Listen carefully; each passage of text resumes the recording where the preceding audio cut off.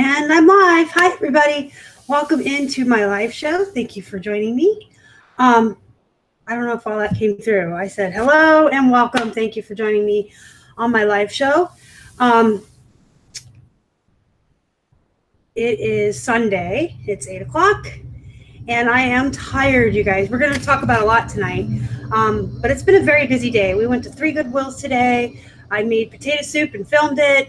And Key's sister came over to visit and helped me sort through some stuff I sourced. Hi, Colleen. Thank you for coming. I'm going to wait for a couple more people to get in here before I get to it. I've got a lot I want to talk about, and you guys know I write everything down, so I have notes. The Veranda Files is in Connecticut. Hello, thank you for coming. There's a couple more people coming in. I see you guys. Hello. It has been such a busy day.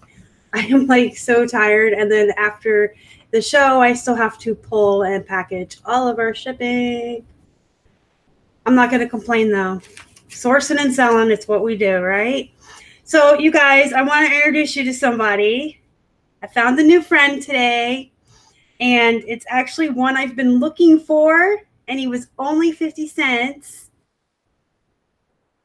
Digger Tex took Casey to a few thrift stores. That's really super cool that you went thrifting with Casey. At one point when we were thrifting today, and I'm totally off topic, but we were thrifting today and we found a Robert Graham shirt, and the tag did not look right. It was a very plain tag. It wasn't a spectacularly grand tag like Robert Graham tends to be. And Keith took a picture of it and sent to Casey and asked him if he thought it was authentic. And Casey sent a picture back immediately of a Robert Graham that he was looking at that had the same tag and said that it was a good buy. So I wonder if that was when he was with you, Veranda Files, when we sent that, and he sent his photo back when he was thrifting.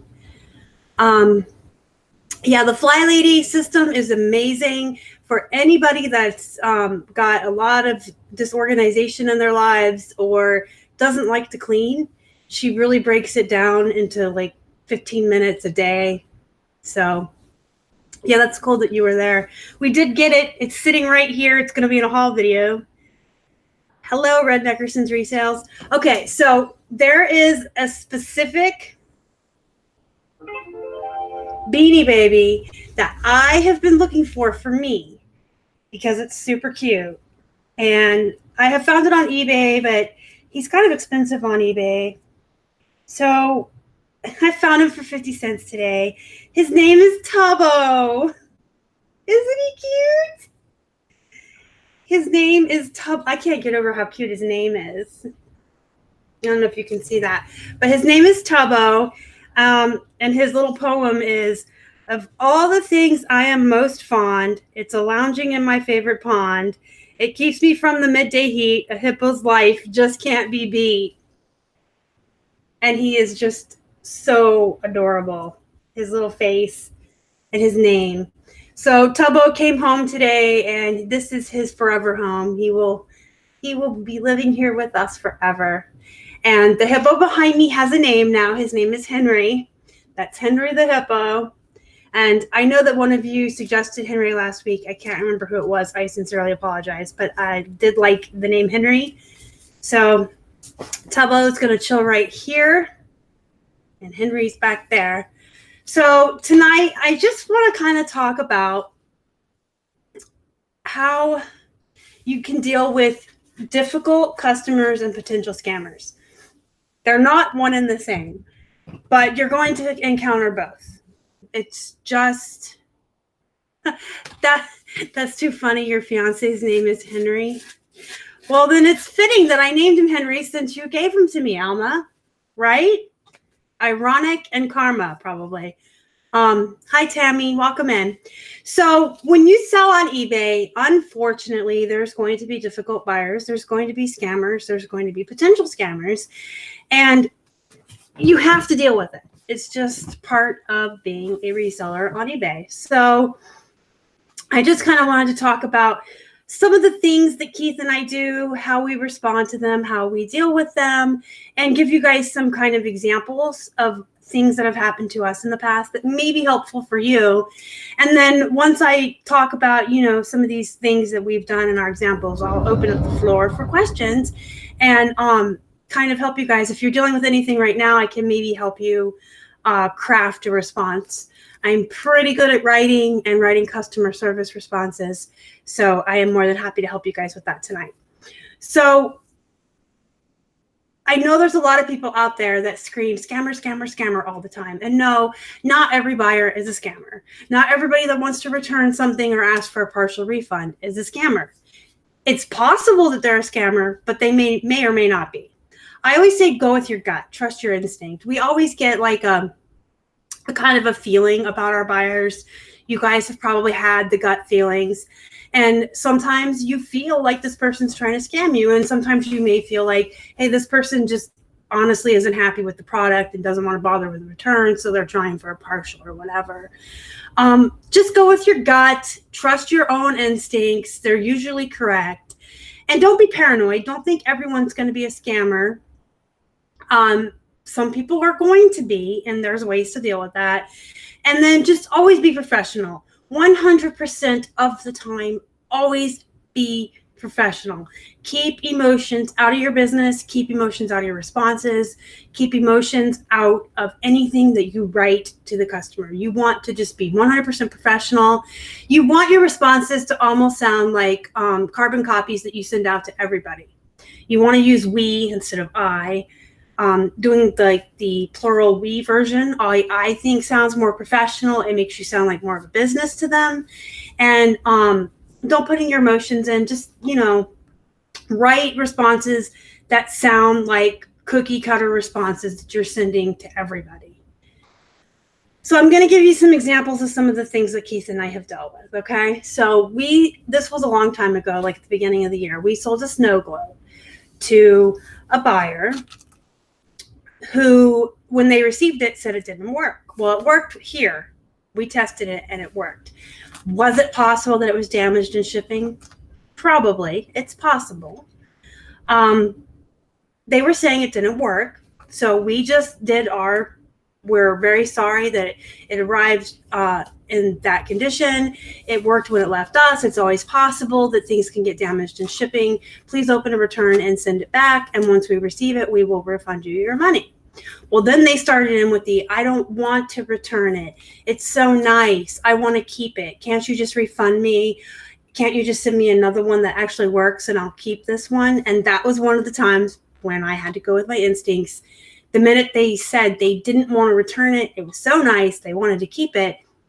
It probably worked, and they were just fishing around to try to get a partial refund, because the minute we asked them to return it, they started fighting. So we stood our ground, and we were just really professional. We just said, unfortunately, per eBay policy and our company policy, we do not do refunds until the item is returned. So they opened a return, but then they never sent it back. So we called eBay and had the return closed. Well, then we got a nasty message from them saying that they were in the hospital with pneumonia and they didn't have access to a computer or a printer and they couldn't have mailed it back. And we said, well, unfortunately, you had a week. eBay has closed it. It's beyond our scope of control at this point. So then they opened a case with PayPal, but they changed their story. They told PayPal it was broken and they just wanted to return it, and we wouldn't accept their return and give them their money back. So we just screenshotted all of our messages from eBay and showed them to PayPal and said they wanted to keep it. They never wanted to return it. They even said they wanted to keep it, and PayPal closed in our favor as well. So that's just like, I think, a really good example of someone who was really fishing around, and we held our ground. We stood our ground. We were professional. And when they refused to send it back, we just had the case closed. And when they tried with PayPal, they sided with us too. And this one is more recent. I actually just called eBay on Wednesday and had this return closed when it wasn't returned on time. We sent out a DVD VCR combo to a buyer, and about a week and a half later, they messaged us and said that when they plugged it in, it didn't work. It was trying to eat their VCR tape, and it wouldn't play the VCR tape. And we knew it was working when it left us, and it kind of like it had been a week. Like, I don't know why he waited a week to try it. I don't really think he did. So we just responded, and this is something that we do with our electronics. This is the response we do with electronics. We responded with, we're very sorry that it arrived in that condition. The whole, unfortunately, some things can happen in shipping. And then we asked him to open a return, and we said that once we receive it back and check the item for our security mark and compare the serial number to the serial number that we knew was on the item when we sent it out, we would refund them. And they opened a return and they never mailed it back. Now, did they just not mail it back because they were too lazy and they didn't want to go through the process of packaging it back up and mailing it? Or did we frighten them off when we mentioned that we would be checking the security mark and the serial number? That's a possibility too. He could have been definitely sending us his broken one back and keeping ours. We don't know. We just kind of went with our gut. And once we said about the security mark and the serial number, of course, it never came back. So I kind of feel like maybe that was a potential scammer. But yeah, always do that with your electronics. The serial number is your best friend when it comes to electronics. We always, when we mail a big expensive electronic out, when the minute we get back from the post office and it's been checked in with the tracking number, we'll send them their tracking number and their serial number. And just a brief message of like, we just shipped out your DVD VCR combo today. Here's your tracking number and here's your serial number for your item. And that way they know that we still have the serial number. And so if they're going to try to do a switcheroo on us, probably not going to work because we still have the serial number. We have a photo of it. It's now recorded in messages and eBay. So always use your serial numbers. They are your best friends. You can use security marks or say that you use security marks. eBay doesn't always side with you. But it's there, and it is a potential way to kind of scare people off from trying to scam you. There's a lot of ways that you can make sure an item is yours, and you can let the customer know or the buyer know that you know it's yours. Again, I cannot reiterate enough, the serial number is your best friend. Sometimes items have some kind of a unique mark, an identifier, a defect to it, and just make sure you record that. It's in your photos, it's in your description. Maybe when you send the tracking number and the serial number, you can say, again, as the listing said, this has a blue star written on it or whatever it is, just to let them know that you know that your item has a specific unique identifier, and you'll know your item when it comes back to you if they do return it. And then I did also want to point out to you guys that every week, every single week, I'm seeing new people come in, sorry. Scully Star Fashions is here. Hey, how you doing, Rita? Thank you for joining us. And Holly's here. Hi, Holly. Okay, so every single week, we get at least one, sometimes two or three, messages from the buyer that they never received their item. And we do this same response to each of them, cookie cutter response. We send them their tracking number, a screenshot of the tracking, like where it's at, if it's been delivered to them, or, you know, if it's in transit. And if it says delivered, we give them the serial number, we show them the screenshot, and we say, unfortunately, we don't have any more information than what the tracking number gives us. May we suggest that you check with your post office, check with your postman, check with your neighbors, etc. If it's still in transit, we just say to them, we give them the tracking number and the screenshot, and we say, per the tracking number to the United States Postal Service, your package is currently being processed in LA or Denver or Washington, wherever it's at. A lot of times the people that say they never received it, they're not scamming you or anything. They're just impatient. They want it fast, they want it quick, and it's not there. We just had one last week.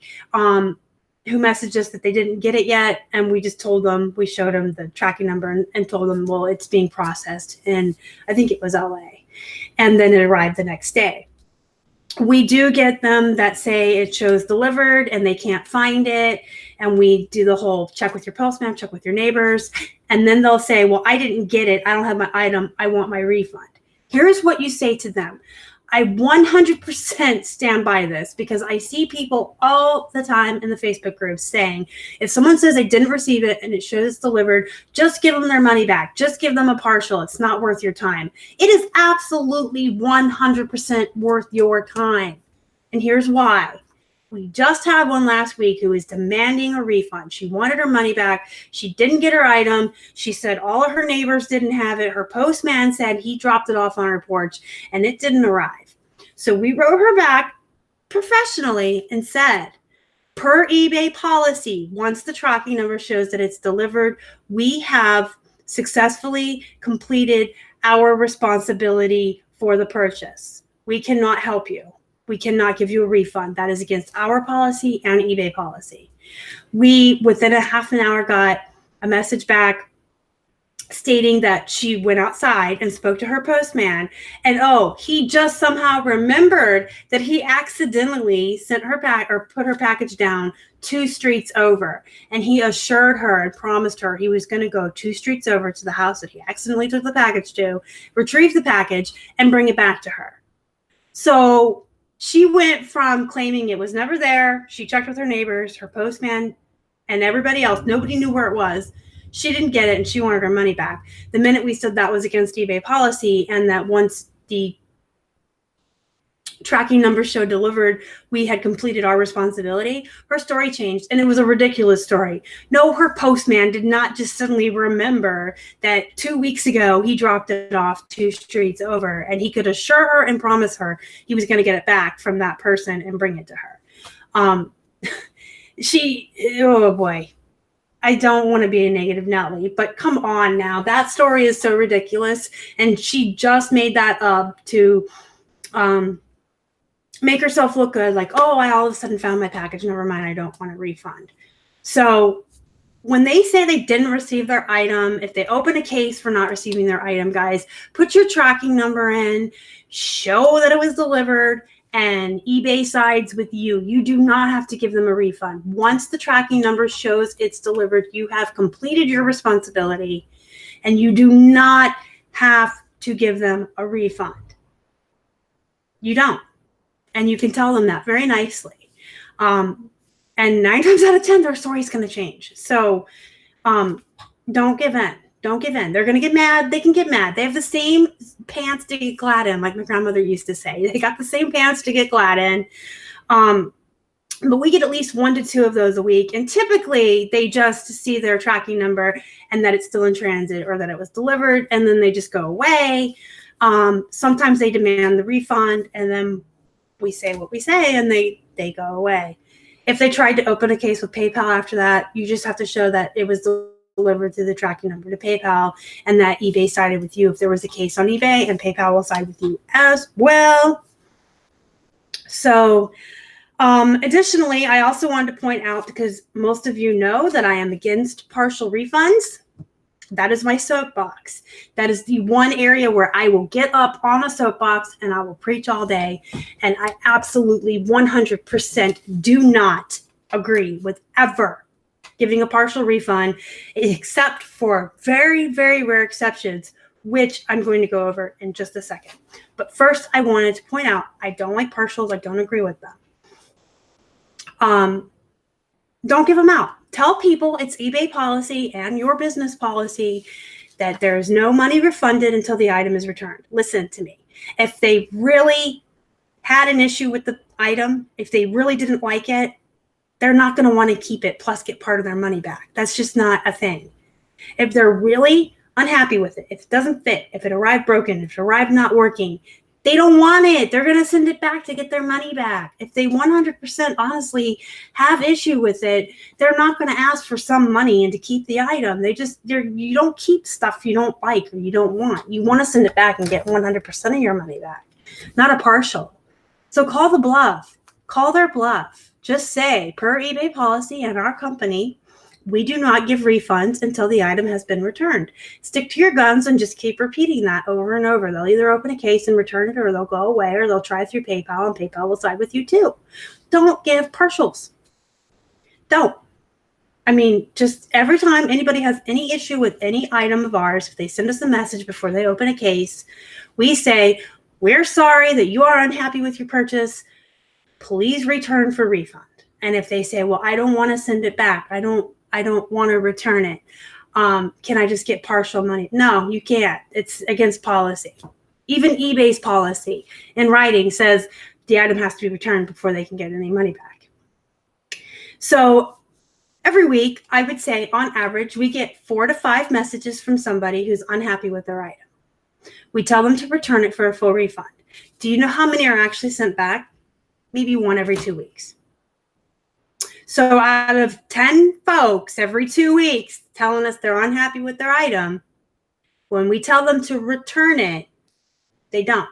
We get like 1 back every 2 weeks, except once in a blue moon, we have like I don't even know what to call it, but like once every couple of months, it'll be really, really, really quiet, and we get absolutely no returns, no messages about returns or anything.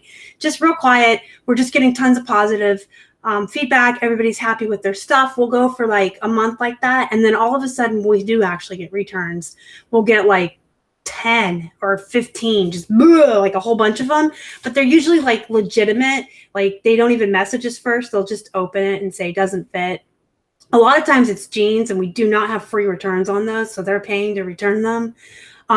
So like every once in a while, influx, that's the word I wanted. Every once in a while, we have this really weird influx.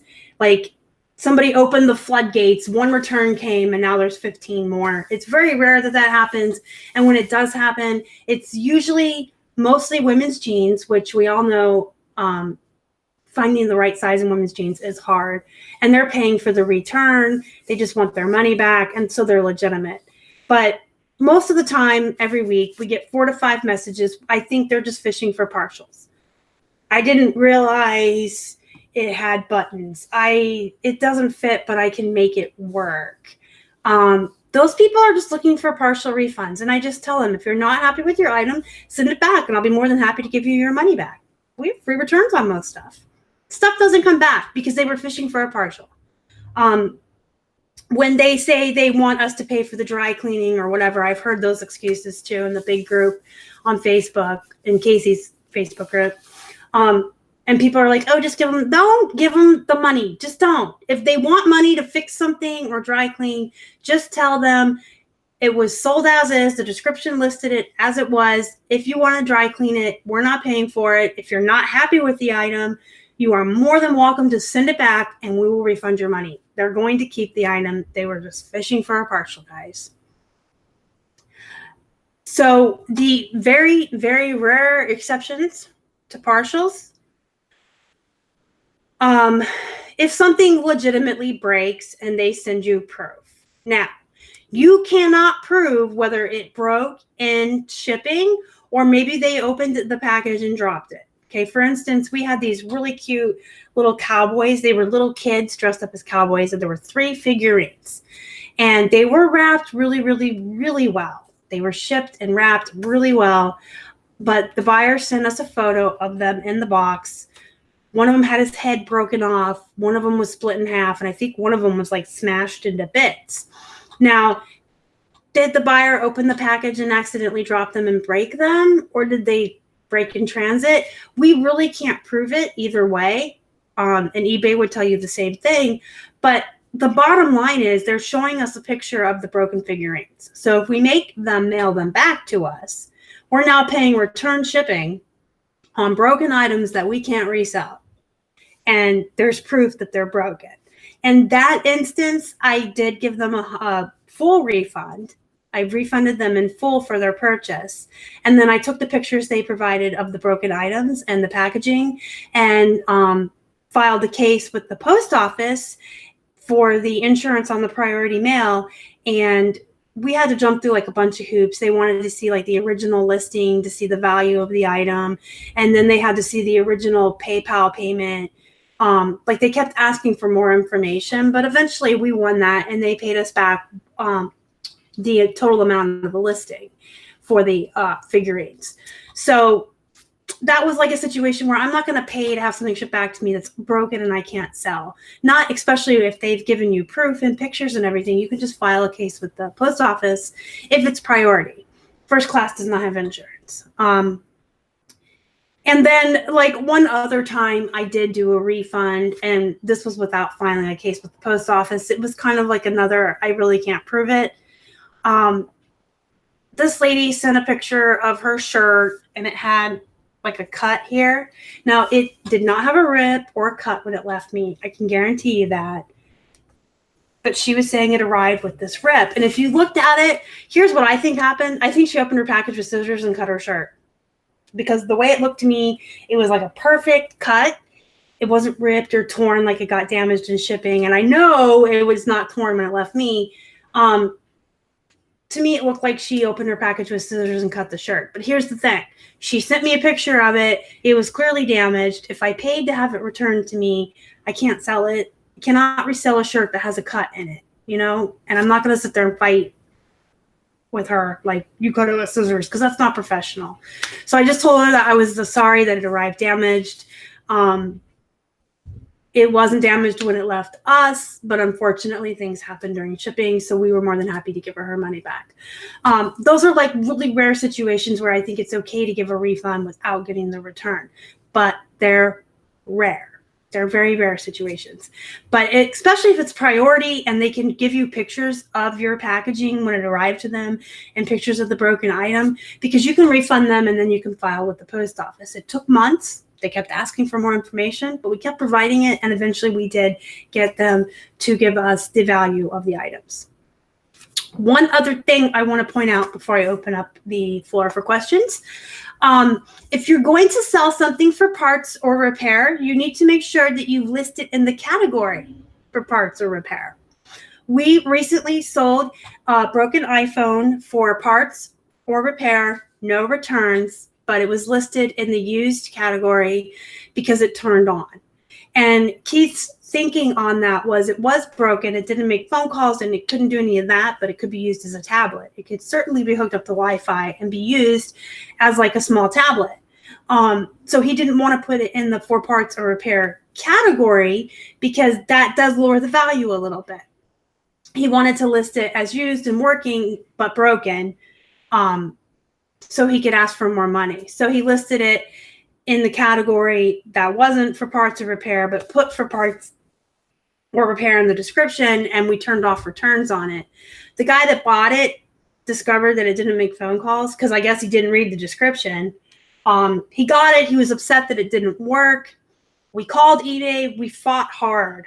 We were like, look, this was clearly listed as broken for parts or repair. It says no returns.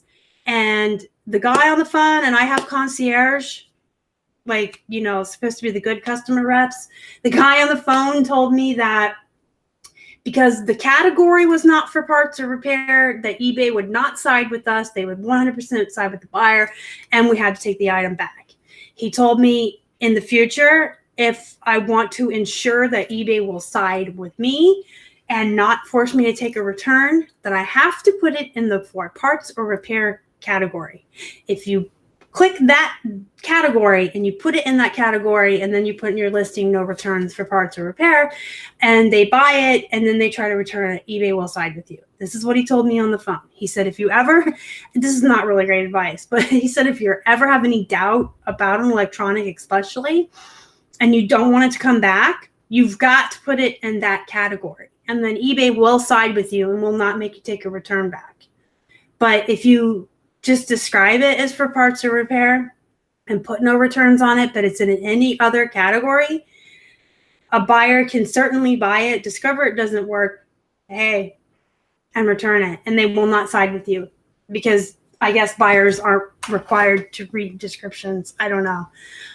But I just wanted to point that out to you so you guys were aware of that. I'm going to take a sip of coffee and read comments real quick. So Holly got one tonight that wants a refund. Yeah, that was what we just dealt with. And that lady magically Her postman magically remembered delivering it 2 streets over. I would just tell them that per eBay policy, your part is done. I mean, be nice about it, but you're not required to give them a refund, and suggest that they check with their post office. That actually reminds me of one other example I can give you guys. So we had this pair of jeans, and this woman back in July said she never received them. So we showed her tracking number and that it was delivered, and we suggested she go to her post office.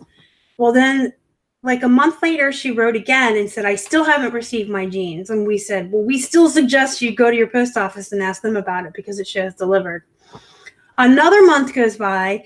Then she says, I want my money back. I never received my jeans. And we said, okay, for the 3rd time, we suggest to you that you check with your post office. And she wrote back and said, for the 3rd time, I didn't get my jeans. I did get a little snippy with her. So she opens a case with eBay, and I called eBay, and she was outside of the buyer guarantee. That's another good point I want to point out to you guys. The buyer guarantee is only for like 30 days.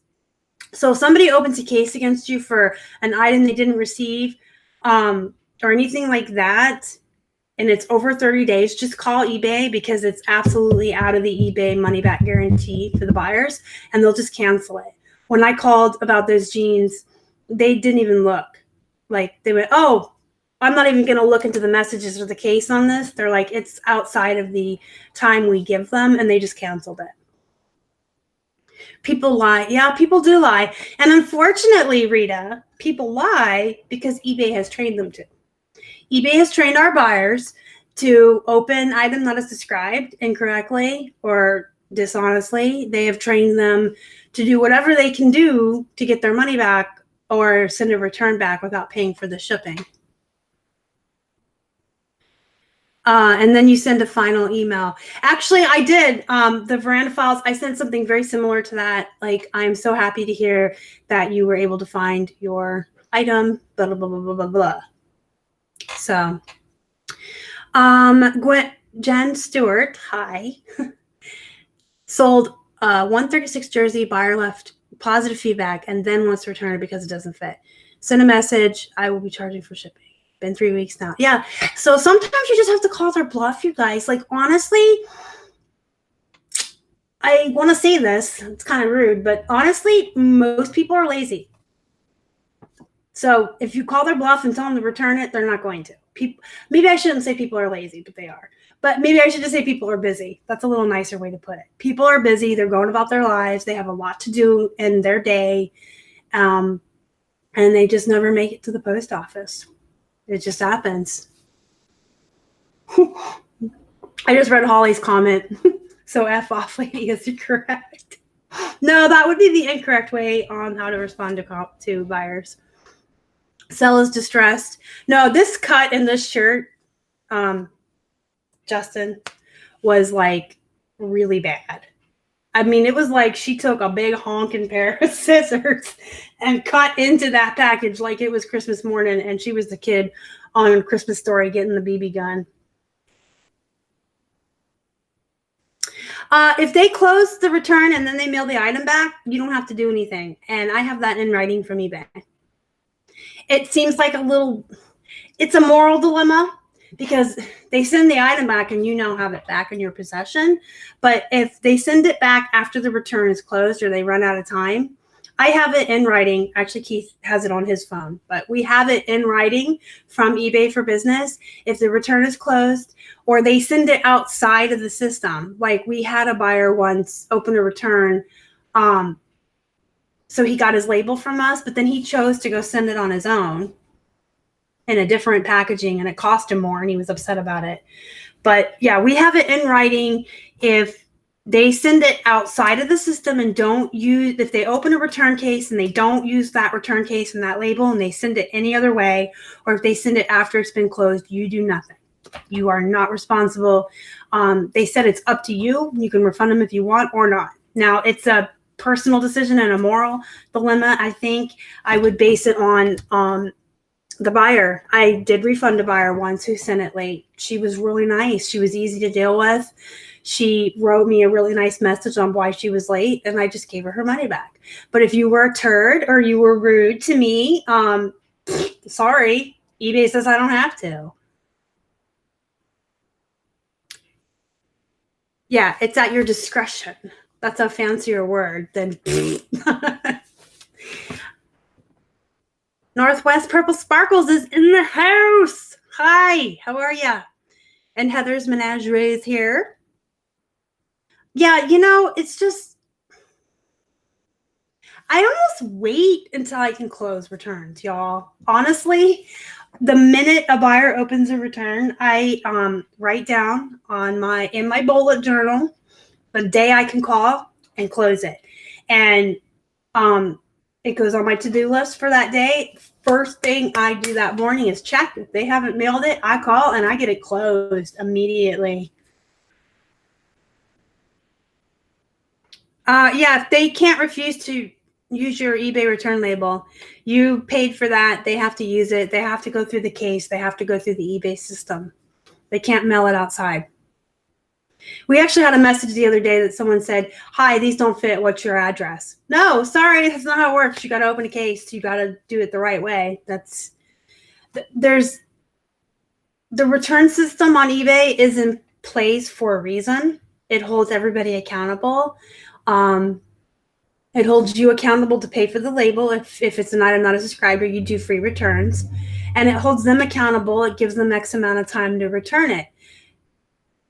They have a week or whatever it is. And if they don't return it in that time, that's too bad. That was their responsibility.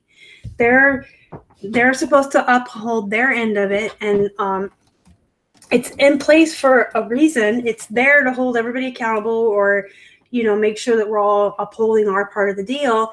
And they know they have until that day. And if they don't send it back, then that's just too bad for them. It got closed. We've gotten yelled at for that. We had somebody say, "How dare you close this on me?" You had 7 days. And, what we responded with, though, was professional. We said, "We're very sorry that you feel this way, but unfortunately, eBay's return system is in place for a reason, and they close it after X amount of days. And it was closed by eBay, and it's now out of our hands, and we can't do anything for you. Sorry." Oh, Holly sets returns. Holly sets returns on her phone for when she can. I said it again, didn't I? Holly sets alarms on her phone for when she can send her returns back. That's a really good idea too. I just keep track of it on my daily calendar in my bullet journal. And then when I sit down every night to do my to-do list for the next day, I peek and see if there's any for that day. And then I put in I have a red pen, bright red with exclamation points at the very top of my to-do list, ahead of everything else. Call eBay about return. My buyer told me she has no access to a printer and told me I'm going to the PO. No, oh my gosh, that's frustrating. But no, you don't have to. We've had plenty of buyers go outside of the system and you're not required to refund them the extra money. And I'm sorry, but every library has printers. Everybody has access to printers if they need them. Jamie's here. Hi, Jamie. Welcome in. How many days did they have? Everybody has the same amount of days. I want to say it's 7, but I could be wrong. But I feel like I have 5. It's 5. It's 5. Is it 5? Am I right? Is it 5? I feel like it's 5. I feel like it's 5. And weekends don't count. And you have to call in the day after the due date. So the first time I ever had to call in and close one when I was brand new, I called on the date that, like it said October 9th, we'll say, and I called on the 9th and she closed it for me. But the very next time I called, they said they actually have until end of day on that day. You have to call in the next day. So if they opened it on Monday, they would have Tuesday, Wednesday, Thursday, Friday till the next Monday. And then you could call in Tuesday and get it closed. Every return has the date up there. You just have to look, and then you can call in the next morning. I call in first thing. I have called in before, and they shipped it, and the system just didn't update yet, but they can see it. The rep could see it on their end that they had shipped it, and that was kind of sad. So I was like, "Oh, I thought I was gonna get this closed." They have 5 days to ship it. So from the minute you accept the case, you accept the return, or if it's automatically accepted for whatever reason, they have 5 days. Then you only have 2 to refund them, which is lame because we used to have like 5 days or something.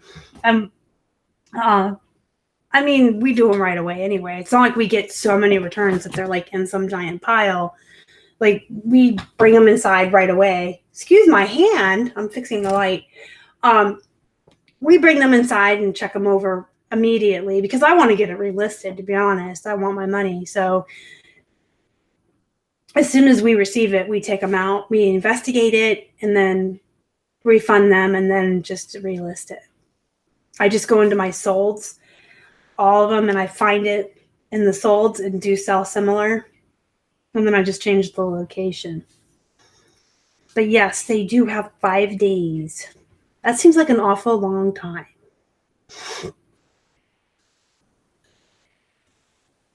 Winter Don Heidi is here. Hi, thank you for joining us. Packing up your orders. I hope you had a good weekend and lots of sales. I hope you're packing up a lot. Like, I always complain every Sunday when I have to, after the show, Keith and I go pull the shipping. And then after we pull the shipping, I share my party. I can't even speak English today. This is why I edit so much when I do pre-recorded. So anyway, we pull the shipping, and then it's usually 10 o'clock. So I share my closet to the last party of the day. Here's a pro Poshmark side note for you guys. The last party of the day is 10 p.m. Eastern time, and you can share everything from your closet. All the other parties during the day, they always have like certain brands or certain just types of clothing. The last party of the day, you can share your whole closet to it. And ever since I started doing that, every night I'm selling more, I'm getting way more likers, which then I send offers to, and then I sell more. So I do that every night at 10. I share each item twice, once to my followers, once to the party. And then I go in the party and I share like 250 items out of each topic at the top.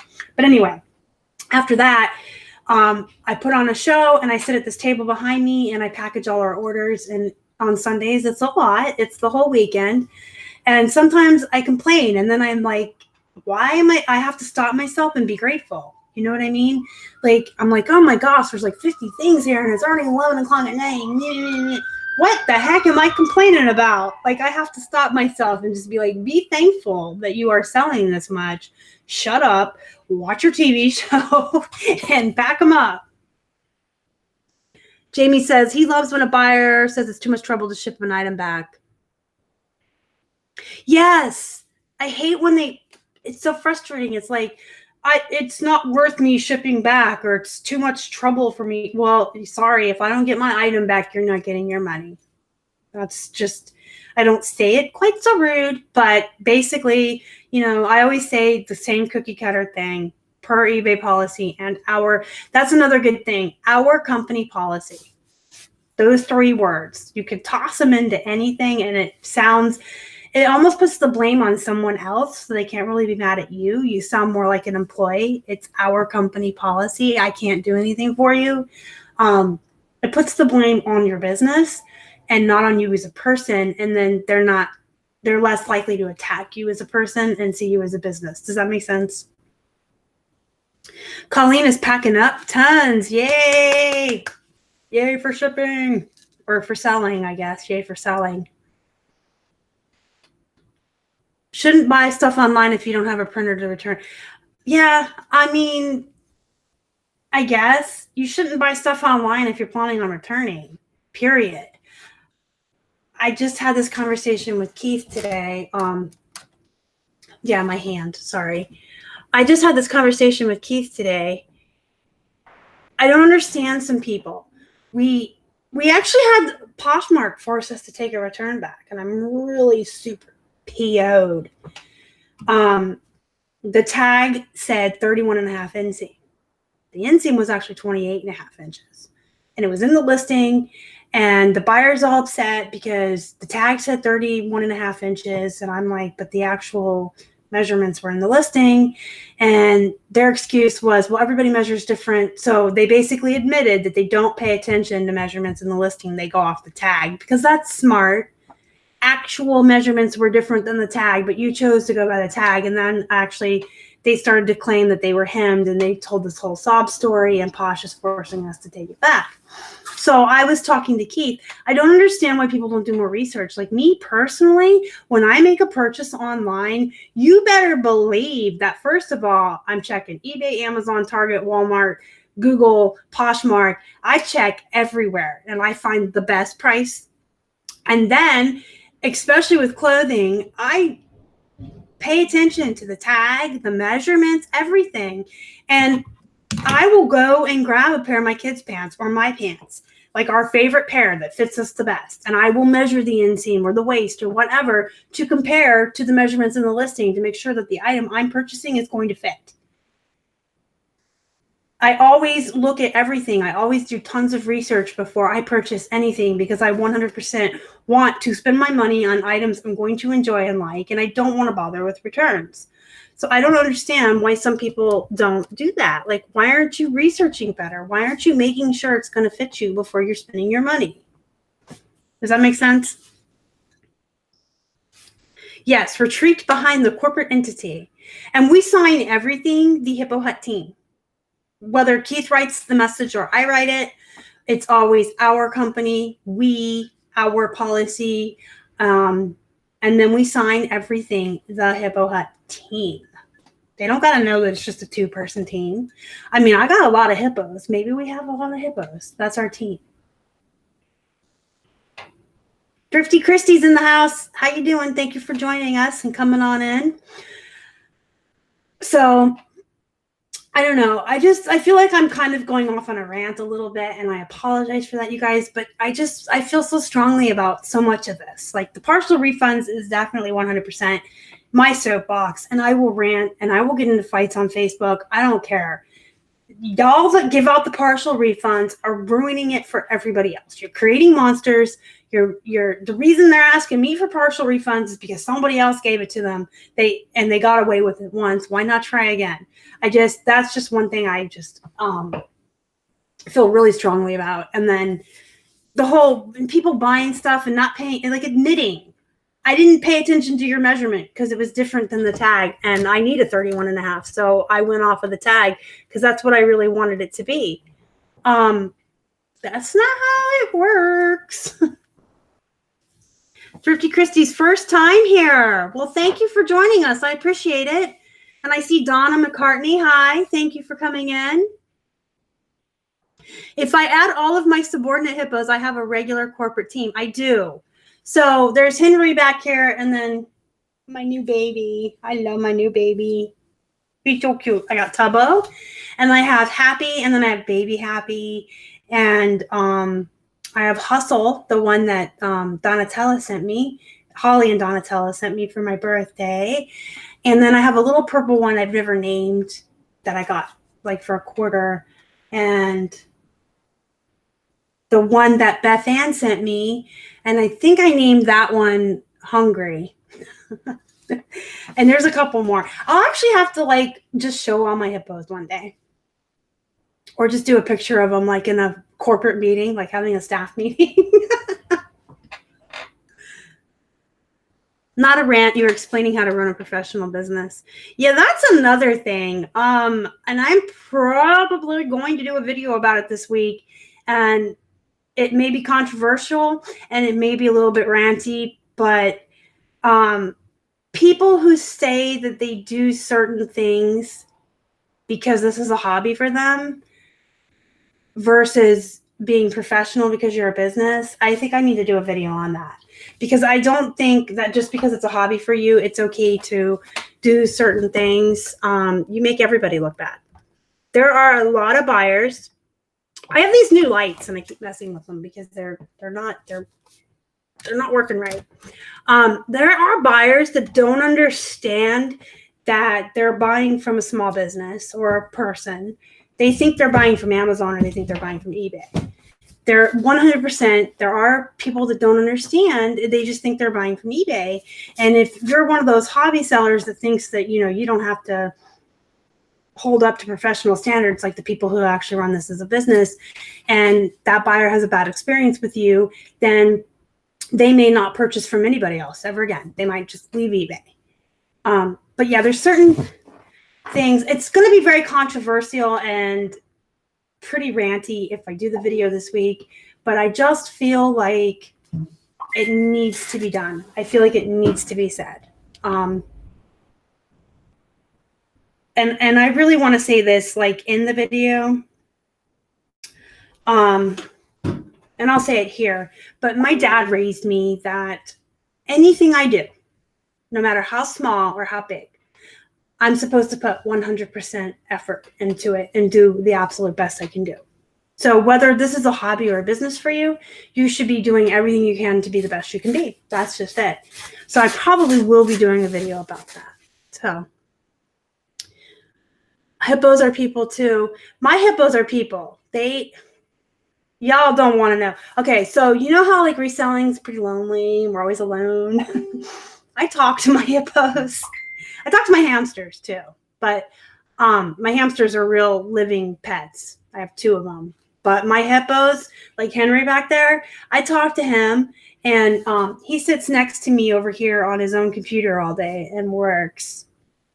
Yeah, you guys are going to have me committed. And then whenever we leave the house, Keith laughs at me because I'm always like, Henry, you watch the other hippos and keep them in line. No wild hippo parties. Thrifty Christie's, my phone is just going nuts. I'm just checking it. Thrifty Christy says her sister-in-law wants the hippo in the background. That's Henry. My Thrifted Escape, Alma, she sent him to me. He is like my absolute favorite. He's definitely pretty ginormous. He's a very good cuddle bug, and he's just cute. He's like probably 3 feet. I never measured him or anything, but he's pretty giant. I really like him. Buyer said the t-shirt was for a child, not a woman. The one time you didn't put in measurements, of course. Ask for a refund. Oh, okay. See, that happens a lot too. Like people are expecting a partial, and when you're like, well, I'll just return it, they'll find a reason to keep it. A pumpkin. Y'all know how much I love Halloween. Yeah, Lori, I've had that a lot too, honestly. I've had people say, oh, I got this, and we've even had measurements in the description, and they're trying to tell me that it's a child's or a junior's or whatever. So what I like to do, if you Google, maybe I'll add it down below to the description, but if you Google U.S. standard apparel, it has a really nice PDF chart that has measurements, standard U.S. measurements, and sizes. So if you had 34 inches, that's a woman's small. If they're claiming it was a kid's, like you can screenshot the chart and send it to them and just say, as you can see, per standard U.S. measurements, this is a whatever it is. And I actually printed that out. I don't know if you can see it. I actually printed that chart out. You see that piece of paper on the wall over there? Taped? That is my standard U.S. apparel chart, and I double check it all the time to make sure that I don't make mistakes between juniors and misses. Oh, you see Goodwill bags in the background. You sure do. See that? We went sourcing today. We sure did. I'm just knocking stuff over left and right. So we went to 3 Goodwills today. I want to tell you how many items we got. 39 there, 29 there, so that's 68. And another 30. So we got like 98 items. Well, 97 because I got Tubbo. We got 97 items total. Y'all, they're all piled up. Like I said, Keith's sister came over today to visit with me, and she helped me sort. And we got like everything, like all men's shirts together, jeans, women's shirts. And then I have a whole pile separate here for my haul video later this week. And then do you see the typewriter behind me? That was Keith's special find today. Google US standard apparel. And it's a PDF you can download. I should put it in my description box at some point. But it's like the most amazing because it's the standard United States sizes. And it's, I want to go grab it, but I don't. I do, but I don't. Because I'm going to knock the slide over if I try to get past there. I am such a klutz. But it breaks it down by like bust, waist, and what size they are. And it also says like what's considered medium. So, you know, like, I believe it's 8 to 10 is medium, 10 to 12 is large. It breaks it down like that for you too. It's a really nice chart to have.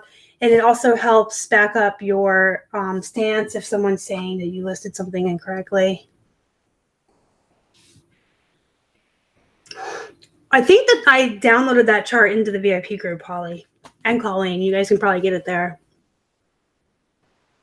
Oh my God, listen, if I wasn't that organized, I don't know what I would do. Things will probably just sit in piles and never get done. I'm all about sorting everything as soon as it comes home, because if I do everything by type.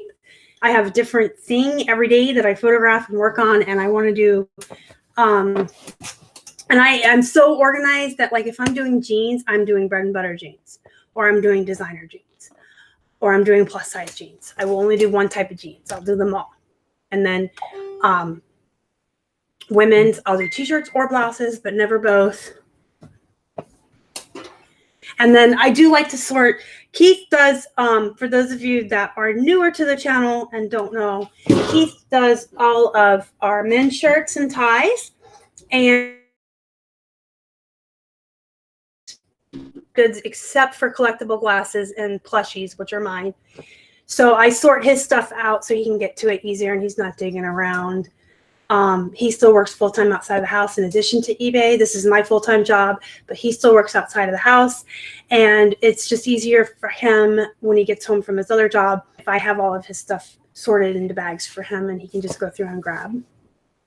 But I'm very organized about everything. I'm a little OCD, but that's okay. As long as I keep my stuff neat and organized, I'm fine. Google U.S. standard apparel chart.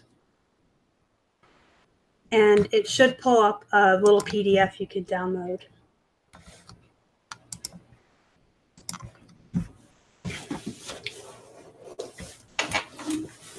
So, you guys, we are closing in on the hour. If you have any questions, if you need any help how to answer someone or write a professional response, let me know now in the comments. Sweet. I just sold a brand new tag shirt for $25. Me and my mom try to think things findable. I did not, Holly. That's right. You wanted me to cover that. So if you ever get an email from PayPal or eBay, and you have any inkling that it's phishing or a scam, there's a website you can double check with to make sure that it is in fact actually PayPal emailing you before you give out your information. So if you ever get anything from either one of those asking for any kind of information, you want to make sure it's real before you send them any of your information. And I did not have time to look it up. Holly, do you know the website that you go to double check the PayPal? Because I did not have time to look it up.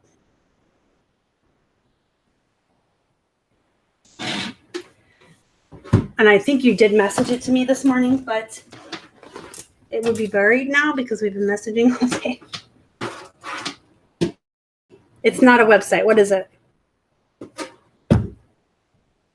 I could dig through our messages.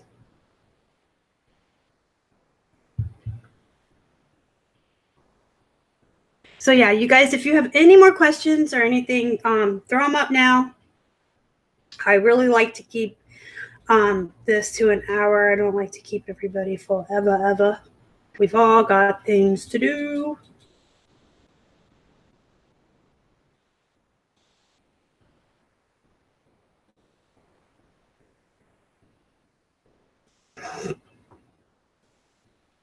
Oh yeah, that's a very good point, Alma. And I think Keith mentioned that to me today when I brought it up with him.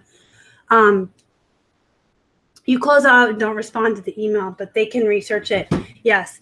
And like Alma says, any actual messages, if you go and log in on PayPal on their website, will show up there. Keith mentioned that this morning too. And if you ever get anything questionable from eBay, I would just call eBay and just ask them, yo, is this true? But I think eBay would send everything through their messaging system, so you're good there. Thrifty Christy said I'll list a few things on Posh and eBay. I need to share my closet and pack up my shipping, and I am tired. I'm telling y'all. See, I'm drinking coffee this late at night.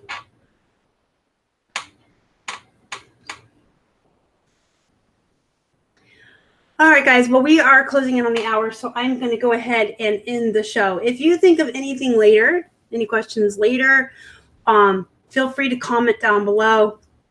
If you need help crafting a response to a particularly feisty buyer and you need help wording it, feel free to message me on Facebook or tag me in a Facebook group. I do say make sure you message me or tag me. I get tons of notifications on Facebook every day. I miss a lot of stuff. But if you actually tag me or send me a private message, I always get it. So feel free to ask me for help. Anytime you guys want help writing responses or just how to word something or how to deal with it, I'm more than happy to help you guys. Henry says bye. So yeah, just feel free to leave comments down below or tag me on Facebook or send me a message. You can send me a message on Instagram, but I do kind of miss those sometimes too. The notifications don't always come through on my phone. So the best way is Facebook with me. I get my stuff there. So if you guys would do me a favor before you leave, please smash the like button. I would really appreciate that.